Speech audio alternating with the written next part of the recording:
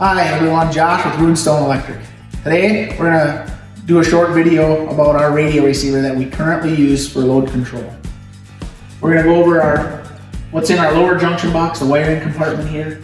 We'll go over each function and what they do, and then we'll jump and show you the indicator lights and what they mean. So let's jump into the bottom box here and show you the wiring. In the bottom junction box here, you're going to find a red wire and a black wire. Those are going to be your 240 volt power supply.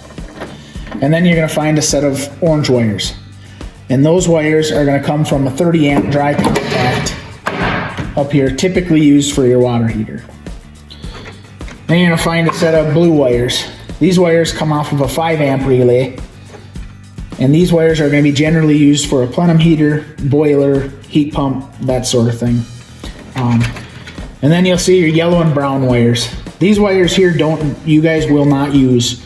These wires are actually coil power for extra relays if we needed to add some extra relays. So don't tie any of your loads into them wires. One thing I wanted to mention about the 5 amp relay is it comes factory set at normally closed. We can change this relay from normally closed to normally open if we need to. If you have multiple loads inside the house or something like that and you want to use a imposing relay with this relay, we can change this from normally open to normally closed, or whatever you need, we can do. This 30 amp relay is normally closed and can only be used as normally closed.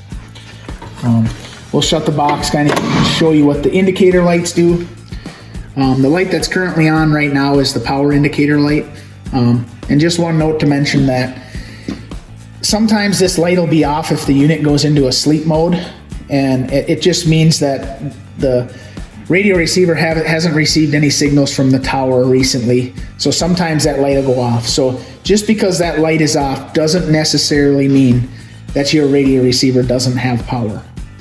And now I'll show you the water heater indicator light and what that looks like. So this upper left hand corner here, there's a red light that's on. That red light is for the 30 amp relay. When that light is lit, it means that we are controlling that 30 amp relay, so that relay is open. And then I'm gonna turn on all these lights here and just show you what they all look like.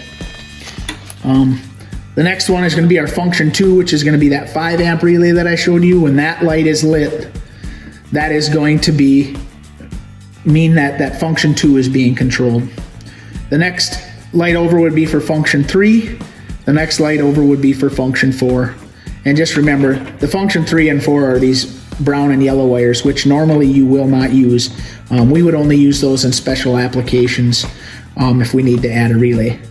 One thing I kind of wanted to talk about too is if you guys are ever working on the water heater or the radio itself and you shut off power to the radio receiver, once power is restored to this radio receiver, it goes into what's called a cold load pickup for about 5 minutes.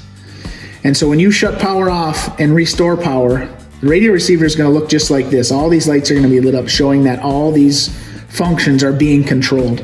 We get a lot of questions when people are working on these, they shut it off and turn it back on and their water heater doesn't have full power. That's because this thing is going to be controlling it for about a period of 5 minutes. After that 5-minute period is over, it'll return to normal, and then all the lights should go out, depending upon what your radio is programmed at.